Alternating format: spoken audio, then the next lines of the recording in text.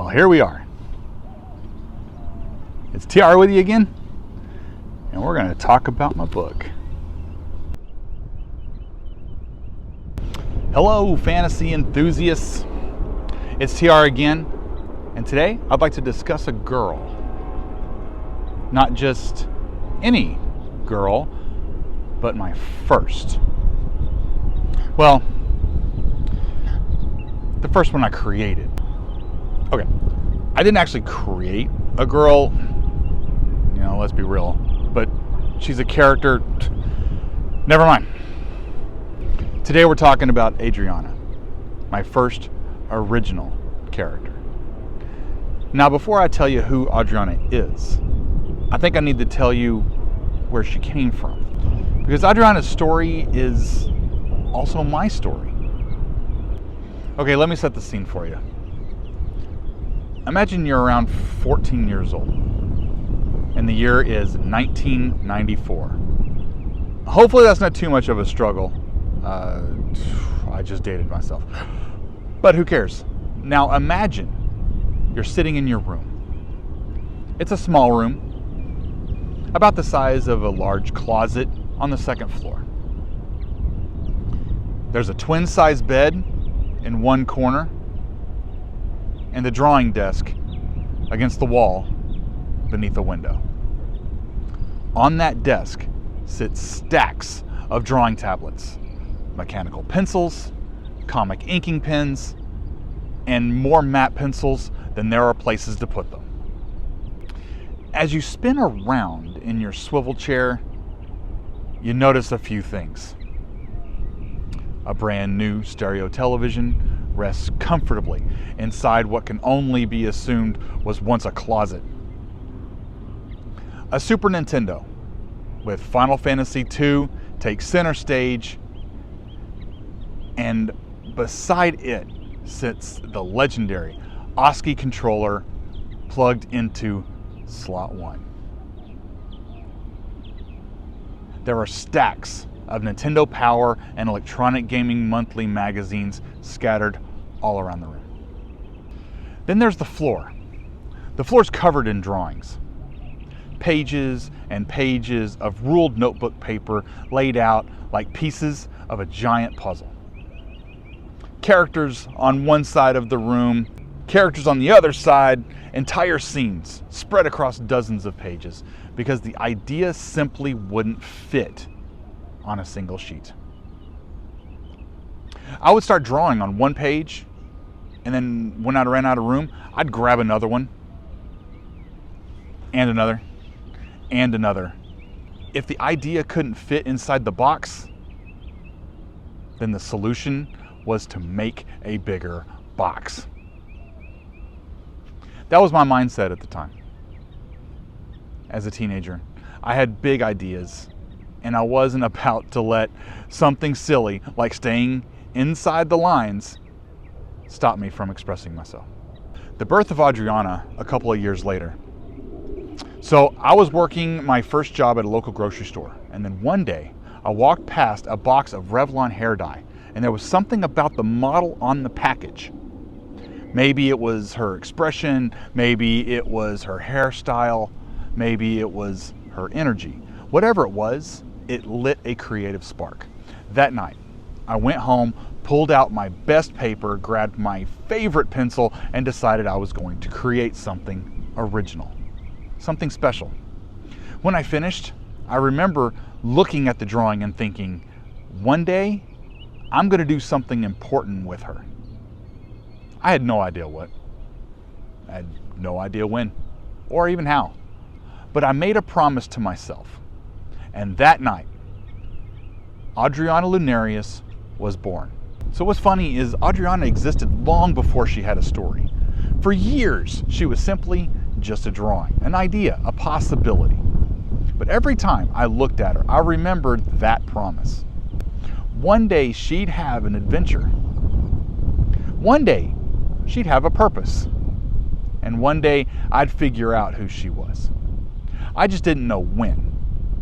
Now that Adrianna's story can finally be told, through blood and oaths, I feel like I finally fulfilled that promise. And let me read that promise to you now. For my family, for my fans, and those I've yet to meet, and for the version of me who started this over 30 years ago. So let's talk about something a little more personal now. Creating a character is exciting. Sharing that character is terrifying. Suddenly, every doubt you've ever had shows up at once. What if people don't like her? What if they don't understand her? What if the story never becomes anything?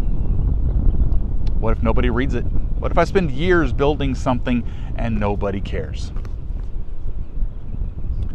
At the time, I was 15 years old. I had no idea I wanted Adrianna, what I wanted her to do. I just knew that she needed to do something. And as I grew older and developed my art skills, Adrianna evolved with me. Her appearance changed, her age changed, her body type changed, her clothing, everything. Sometimes she was drawn athletic, sometimes she was curvy, sometimes she looked completely different from the previous version. There was absolutely no consistency. I was experimenting constantly and trying to figure out who she was. It wasn't until around 2003 that I decided to redesign my entire character roster. At that point, I had accumulated a ridiculous number of characters, far more characters than I had story. I knew Adrianna was supposed to be the princess of the stars. I just didn't know why. This redesign became the first real step towards answering that question. Looking back, I think I learned something pretty important. Characters needed more than a design. They needed purpose. They needed emotional weight. They needed a life outside the drawing. At the time, I didn't fully understand that yet. So around 2007, things started to change. I always liked the idea of a talking sword. Not the goofy kind, with the mouth and the very Disney animated, right? Something more subtle, something mysterious. A sword that communicated telepathically. A private conversation, a secret shared between the weapon and its wielder. That sword eventually became Moonwrath. And looking back, that was the most important creative leap that I'd made in over a decade. For the first time, Adrianna wasn't just a drawing. She was becoming part of a story. Over time, I started creating artwork that looked less like character illustrations and more like scenes from an unwritten novel.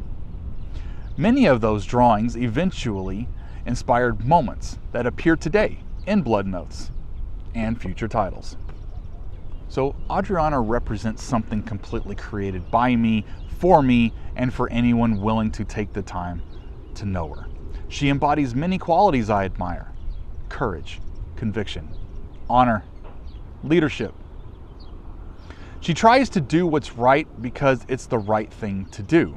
She makes mistakes. We all do. But it's the decisions she makes afterward that define who she becomes. Adrianna is relatable and grounded, even if her destiny, literally or figuratively, places her among the stars.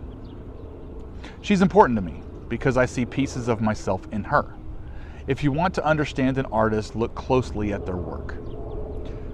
You'll usually find them somewhere inside it. I know it may seem unusual for a male writer and artist to create a story centered around a 16-year-old girl, especially in a world filled with strong female characters. But I've always believed that relatable characters transcend those differences. The things that matter are the choices they make, the challenges they face, the way they respond when life becomes difficult. That's what creates connection. That's what creates someone worth following. Adrianna is young, a little reckless, occasionally impulsive, strong-willed, grounded, and far more important to me than she probably realizes. She's gone through countless visual changes over the years, but her spirit has remained remarkably consistent. She was the beginning of everything. The first character, the first promise, the first step forward towards building a world of Legend of Nero. and I hope you enjoy reading about her adventures as much as I've enjoyed writing and illustrating them. Adrianna was my first, so I guess you never forget your first. Thank you for your time today. Please support independent authors and artists and pick up a copy of Blood and Oaths at www.legendofnero.com. I'll see you among the stars. Cheers.